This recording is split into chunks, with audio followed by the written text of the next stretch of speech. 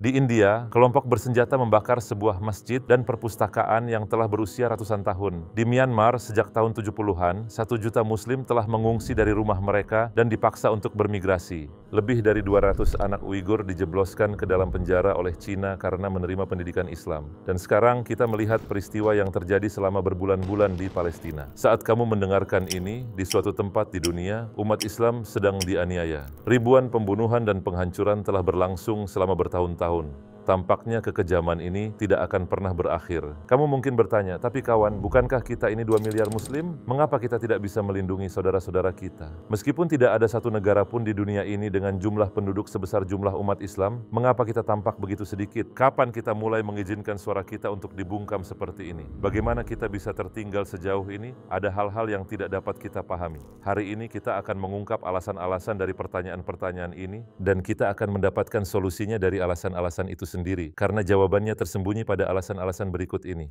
Penaklukan Istanbul, yang sebelumnya bernama Konstantinopel, salah satu titik balik dalam sejarah manusia, peristiwa yang menutup satu era dan membuka era lainnya. Ini juga merupakan salah satu peristiwa yang paling penting dalam sejarah Islam. Sultan Utsmaniyah Mehmed, sang penakluk yang terkenal, juga dikenal sebagai Muhammad Fatih, ingin menaklukkan Konstantinopel dengan keinginan yang besar. Namun, menaklukkan tempat ini sama sekali tidak mudah. Banyak bangsa yang telah mencoba merebutnya beberapa kali, tetapi tidak ada yang berhasil. Konstantinopel adalah sebuah kota dengan benteng-benteng yang sangat tangguh dan struktur pertahanan yang luar biasa. Sesuatu yang belum pernah terjadi sebelumnya harus dilakukan untuk melakukan penaklukan ini. Sesuatu yang belum pernah dicoba sebelumnya. Pengetahuan yang dibutuhkan untuk mencapai hal ini tersembunyi di suatu tempat di dunia. Sumber pengetahuan khusus mereka adalah seorang ahli pembuat meriam, seorang ahli meriam Hongaria bernama Orban. Dia menemukan sebuah paduan, campuran logam, dan dengan paduan yang unik ini, dia menyadari bahwa dia bisa membuat meriam yang sangat kuat. Selama masa-masa itu, Orban belajar bahwa Muhammad Fatih akan mengepung Konstantinopel.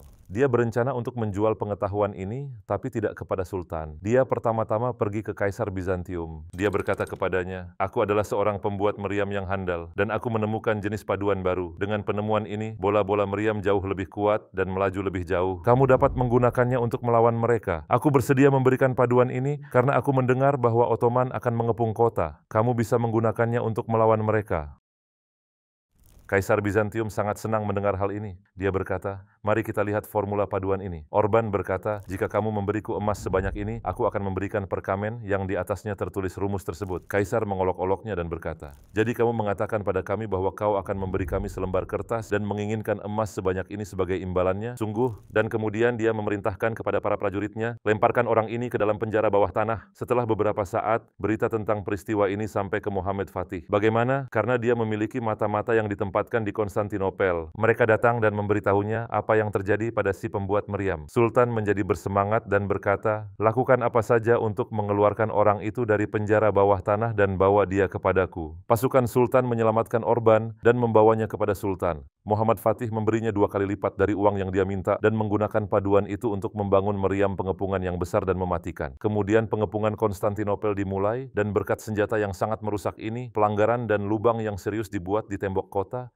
dan akhirnya kota itu ditaklukkan. Coba pikirkan tentang hal ini. Sesuatu yang tidak dapat dicapai selama berabad-abad, akhirnya tercapai melalui senjata ini, melalui cara ini. Sekarang mari kita pertimbangkan skenario sebaliknya. Jika Kaisar Bizantium berkata kepada pembuat meriam sejak awal, "Oke, ambil koin-koin emas ini dan buatlah senjatanya." Hasilnya mungkin akan sangat berbeda. Dapatkah kamu melihat nilai dari pengetahuan, usaha, dan perjuangan? Ada beberapa hal yang tertulis di selembar kertas itu, tapi ketika kamu mengetahuinya, kamu mengalahkannya dan menguasai pihak lain. Tahukah kamu bahwa apa istilah brain drain bukanlah hal yang baru? Muhammad Fatih mencoba sebisa mungkin untuk mengumpulkan individu-individu berbakat dan orang-orang yang berpengetahuan luas di Istanbul selama masa pemerintahannya. Ia mengundang mereka dengan pujian dan hadiah. Misalnya, Ali Kushji, seorang jenius dalam bidang astronomi dan matematika. Sultan menghabiskan banyak uang agar dia datang ke negaranya. Dia mengundangnya bersama kerabatnya dan memberinya 1000 koin emas untuk setiap kota yang dia kunjungi. Atau mari kita lanjutkan ke periode lain.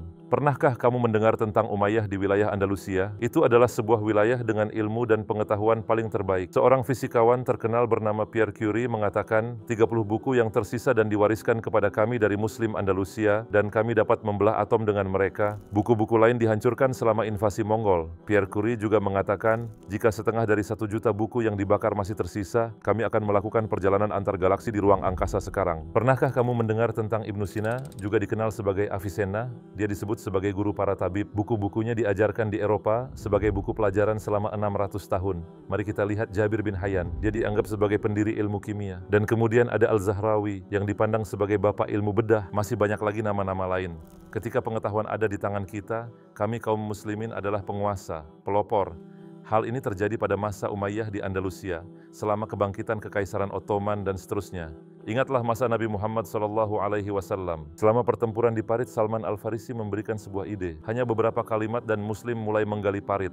Tindakan ini mengubah jalannya pertempuran secara dramatis. Masih banyak lagi contoh yang dapat diberikan dalam hal ini. Di satu sisi, seorang Muslim dapat memilih untuk menjadi orang yang berkualitas dan berpengetahuan luas, atau dia bisa memilih untuk menjadi seseorang yang tidak pernah mengembangkan dirinya, yang tidak pernah belajar apapun, yang hanya makan, minum, tidur, dan hidup untuk kesenangan. Ketika umat Islam berpengetahuan luas, kompeten dan berkualitas, keadaan mulai berubah menjadi lebih baik karena agama kita sendiri memerintahkan kita untuk memiliki sifat-sifat ini. Pernahkah kamu mendengar ayat yang menyatakan untuk menjauhi pengetahuan? Atau sebuah hadis yang mengatakan, beribadahlah saja, tidak perlu meneliti, tidak perlu memperbaiki diri. Maksudku, para ilmuwan tidak dianggap sebagai penyihir dalam Islam, bukan? Sebaliknya, Nabi Muhammad SAW berkata, carilah ilmu sampai ke negeri Cina.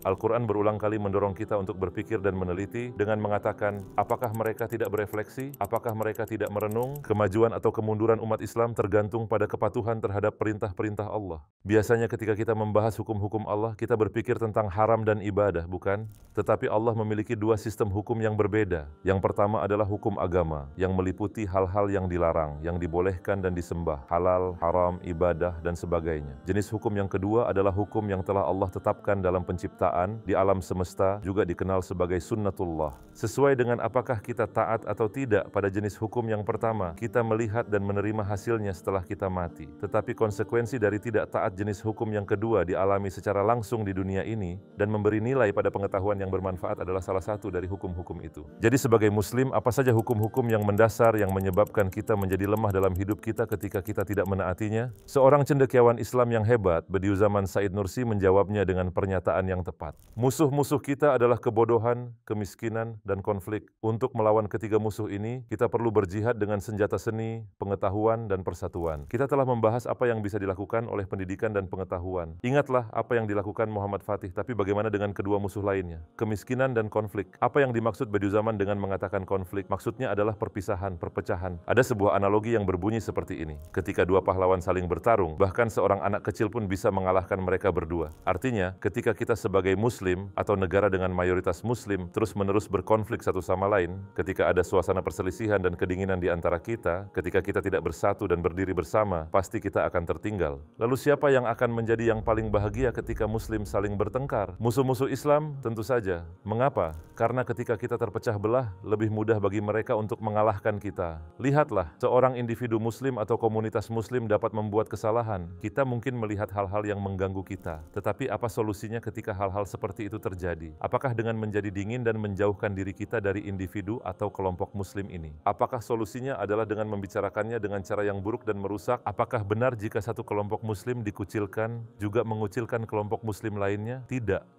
Tahukah kamu bahwa bahkan orang Arab Badui, orang-orang gurun di Arab kuno, tidak pernah melakukan hal ini? Diceritakan bahwa di masa lalu ada 2 suku Arab Badui yang dulunya saling bermusuhan. Mereka sedang berperang, tapi ketika musuh yang lebih besar dari luar datang dan menyerang mereka, mereka berdamai dan bertempur musuh bersama secara bersama-sama. Dengan kata lain, karena konflik internal dan permusuhan kita melemahkan diri kita sendiri. Saat ini, banyak orang yang menyerang Islam. Umat Islam terus-menerus diserang oleh hal-hal haram, oleh banyak negara yang berbeda, tulisan-tulisan anti-Islam di media, konten berbahaya di media sosial dan sebagainya. Pada saat kita memiliki begitu banyak musuh dan perlu bersatu lebih dari sebelumnya, seberapa logiskah hal itu untuk dipecah belah? Jadi tidak bisa melihat gambaran yang lebih besar, tidak menyadari ancaman-ancaman ini, dengan kata lain kurangnya pendidikan, menyebabkan perpecahan. Artinya hal pertama dalam pernyataan Bediüzzaman mengarah ke yang lain, konflik, perpecahan. Lalu apa yang terjadi ketika kebodohan dan perpecahan bersatu? Hal ketiga muncul. yaitu kemiskinan. Pernahkah kamu berpikir berapa banyak dari merek-merek terkenal di dunia dimiliki oleh orang Muslim? Kami mendapat jawaban yang sangat jelas untuk hal ini ketika daftar boikot terhadap Israel diterbitkan. Ketika sumber-sumber keuangan kita tidak kuat, suara kita juga tidak akan kuat. Aku pernah mendengar pengamatan yang menarik. Seorang peneliti yang mempelajari Timur Tengah berkata, "Aku telah melihat bahwa dimanapun kemiskinan itu ada, tingkat kriminalitas secara otomatis meningkat secara proporsional." Jadi apa yang dia maksud dengan tingkat kriminalitas? Pembunuhan, pencurian, kecurangan, dan lain-lain. Semakin miskin suatu negara, semakin banyak kejahatan yang terjadi. Karena tidak ada yang dilahirkan dengan keinginan untuk melakukan kejahatan. Jika situasi keuanganmu baik, kamu tidak merasa perlu untuk mencuri. Kamu sudah memiliki uang dan sumber daya. Ketika ada masalah, biasanya karena alasan keuangan. Jika kamu memiliki sumber daya, kamu dapat dengan mudah menyelesaikan masalahmu.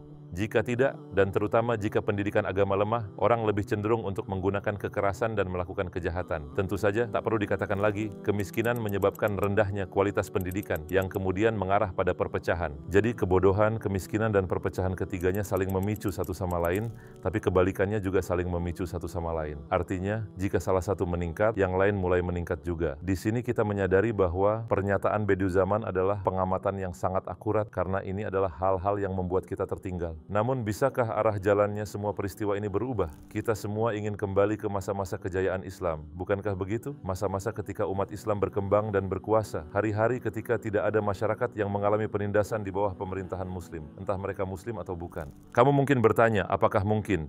Saudara-saudaraku, jangan pikirkan musim gugur sebagai akhir dari kehidupan. Ingatlah, ketika pohon menggugurkan daun-daunnya, itu bukan karena akarnya telah mengering secara permanen, tetapi karena musim. Ketika musim semi tiba, daun-daun pohon muncul kembali, menjadi hijau dan bunganya mekar seperti sebelumnya. Persis seperti ini, sebagai Muslim, jika kita berjuang dengan benar, jika kita bekerja cukup keras, mungkin saja musim semi akan datang setelah musim gugur ini. Masalahnya bukan pihak lain terlalu kuat. Masalahnya adalah kelalaian kita, kurangnya kepedulian kita. Alih-alih berpegang teguh kepada agama Allah, kita bergerak semakin jauh dan semakin jauh darinya. Jadi alasan adanya malam bukanlah jatuhnya kegelapan, tetapi karena terbenamnya matahari. Islam adalah matahari, dan mereka yang memusuhinya adalah kegelapan. Lihatlah masa lalu kita dan lihatlah sekarang. Seiring berjalannya waktu, mereka mengambil sifat-sifat baik Islam dari kita dan kita mengambil sifat-sifat buruk mereka untuk diri kita sendiri. Israel, Myanmar, India tidak berada dalam posisi penindas karena mereka bekerja keras. Mereka berada di posisi itu karena kita malas, karena sebagian dari kita bahkan tidak menyadari kewajiban kita untuk salat 5 kali sehari, karena kita menghabiskan waktu berjam-jam untuk mengonsumsi konten kosong di internet, karena kita menjalani hidup tanpa mimpi, visi untuk masa depan Islam. Kita memboikot perusahaan yang mendukung Israel, bukan? Ini adalah hal yang baik, tapi mengapa kita tidak bisa memboikot nafsu kita sendiri juga? Kenyamanan dan keinginan duniawi kita. Iblis berusaha keras untuk menjauhkanmu, untuk berjuang untuk agama Allah dan umat Islam. Dia mencoba berbagai metode yang berbeda padamu. Dia mencoba membuatmu malas, membuatmu menyukai hidupmu yang tak bertujuan, tidak menunjukkan usaha, menunda-nunda, membawa berbagai macam alasan atau apapun sebutannya. Jadi mengapa kita tidak memboikot hal-hal ini juga? Mungkin kau sedang berpikir, baiklah, tapi aku hanyalah satu orang, aku bisa mengubah apa dengan usahaku? Apakah kamu lupa apa yang Rabbmu katakan dalam surat Ali Imran ayat 140? Jika kamu pada perang Uhud mendapat luka, maka mereka pun pada perang Badar mendapat luka yang serupa. Dan masa kejayaan dan kehancuran itu kami pergilirkan di antara manusia agar mereka mendapat pelajaran dan agar Allah membedakan orang-orang yang beriman dengan orang-orang kafir dan agar sebagian kamu dijadikannya gugur sebagai syuhada. Dan Allah tidak menyukai orang-orang zalim. Ayat ini berarti hari-hari kemenangan dan kekalahan mengikuti satu sama lain. Dan dengan cara ini, orang-orang dengan iman yang kuat, orang-orang percaya yang berkualitas muncul. Jadi sistem Allah tidak bekerja seperti yang kamu pikirkan. Kamu tidak diharapkan untuk mengubah segalanya dalam sekejap. Jika kita menunjukkan pengorbanan, kesabaran, dan usaha yang dibutuhkan, Allah akan mengangkat derajat kita. Dia akan membuat kita menang. Allah lah yang akan memberikan kemenangan. Tetapi jika hanya sekelompok kecil, usaha itu tidak cukup untuk mendapatkannya. Saat kamu meletakkan kepala di atas bantal di malam hari, kamu diharapkan untuk mengatakan, Alhamdulillah, hari ini aku berhasil hal ini untuk mengabdi kepada Islam. Kamu diharapkan untuk berdoa dengan mengucapkan, Ya Allah, jadikanlah hari esokku lebih baik dari hari ini. Bukankah Tuhanmu telah berfirman, Qul ma ya'ba'u bikum rabbu laula du'aukum. Katakanlah Muhammad pada orang-orang musyrik, Tuhanku tidak akan mengindahkan kamu kalau tidak karena ibadahmu. Jadi kamu perlu berdoa dengan lidahmu, dengan hati, tubuh, pikiran, dan kekayaanmu, impianmu, usahamu, dengan semua yang kamu miliki. Karena berdoa tidak hanya dilakukan dengan lidah. Mengambil tindakan yang diperlukan dan berkorban juga merupakan bentuk-bentuk doa. Jika kamu tidak melakukan tindakan apapun untuk Islam, Israel akan membunuh bayi lagi di Palestina. Satu lagi masjid akan dibakar di India. Seorang muslim lain akan mengungsi dari rumah mereka di Myanmar. Jika kamu tidak mengambil tindakan apapun, perempuan muslim lain di Turkestan Timur akan dipaksa untuk melepaskan jilbabnya. Jangan lupakan musuh terbesar kita, kebodohan, kemiskinan, dan perpecahan. Kami akan berpegang teguh pada agama kami dan mengambil tindakan untuk melawannya. Apakah kamu bertanya, dari mana aku harus memulai? Bagaimana caraku mengambil langkah pertama? Tapi kenyataannya kita sudah mengambilnya, karena langkah pertama adalah mengajukan pertanyaan ini, dan kamu telah melakukannya sekarang. Itu adalah sebuah pencapaian tersendiri. Kemudian langkah kedua adalah menetapkan tujuan. Jika kamu tidak menetapkan tujuan untuk dirimu sendiri, tidak peduli sebesar apa kamu bersemangat untuk melakukan sesuatu, kegembiraan untuk itu, motivasimu hanya akan bertahan seminggu. Apakah kamu memiliki bidang yang kamu minati? Kalau begitu, lanjutkanlah ke tingkat yang lebih tinggi. Biarlah orang yang menjadi panutan orang lain di bidang itu adalah seorang muslim. Apakah kamu memiliki suatu bakat? Temukan cara untuk menggunakannya untuk Islam, untuk umat Islam. Apakah kamu memiliki anak? Besarkanlah mereka dengan membuat mereka mencintai Islam. Ajarkanlah mereka agama mereka. Apakah kamu memiliki teman non-muslim di tempat kerja, sekolah, atau lingkungan sekitarmu? Atau apakah ada orang muslim di sekitarmu yang tidak mempraktikkan kepercayaan mereka? Belajar dan praktikkan agamamu dengan cara terbaik yang kamu bisa. Biarkan bahasa tubuhmu, caramu membawa diri, hidupmu secara keseluruhan merepresentasikan Islam pada dunia luar. Sebagai contoh, menetapkan tujuan untuk diri sendiri untuk mempelajari agamamu dengan lebih baik. Jika kamu ingin melakukan perbaikan besar dalam pengetahuan Islam dalam waktu singkat, kamu dapat mengambil keuntungan dari seri video yang kami susun. Dengan kata lain, siapapun kamu, lakukanlah sesuatu untuk melawan kebodohan, perpecahan, dan kemiskinan. Dan ketika waktunya tiba, biarlah aktor-aktor utama Islam muncul untuk mengubah jalannya peristiwa dan membiarkan mereka melihat kerumunan besar di belakang mereka yang memelihara dan menghidupkan Islam dan menjadi salah satu dari orang-orang yang baik.